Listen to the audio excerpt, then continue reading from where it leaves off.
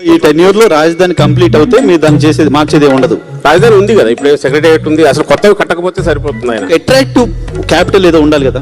హైదరాబాద్ తెలంగాణ కదా, చెన్నై తమిళనాడుకి అనుకుంటున్నాం, బెంగళూరు మనకేంటి, అమరావతి ఉంది కదా మనకు.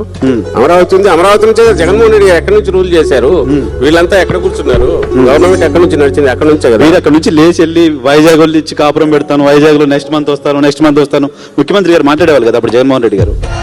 ఈ సెప్టెంబర్ నుంచి నీ బిడ్డ కాపురం కూడా విశాఖపట్నంలోనే పెడతాడు అని చెప్పి సందర్భంగా తెలియజేస్తా ఉన్నాను.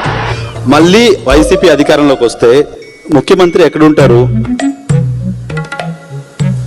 మీరే. మళ్ళీ వైసీపీ అధికారంలోకి వస్తే ముఖ్యమంత్రి ఎక్కడ ఉంటారు? ఎక్కడ ఉంటారా? ఇక్కడే ఉంటారు, హైదరాబాద్ మన అమరావతిలోనే ఉంటారు. విశాఖపట్నం వెళ్ళరు. విశాఖపట్నం వెళ్ళరు, ఇక్కడే ఉంటారు. చంద్రబాబు నాయుడు గారికి మొన్న ఈ మధ్య ప్రెస్ కాన్ఫరెన్స్ లో జగన్మోహన్ రెడ్డి గారు క్లియర్ గా చెప్పారు, మీరు ఫాలో అయ్యింటే అర్థం ఏంటుంది.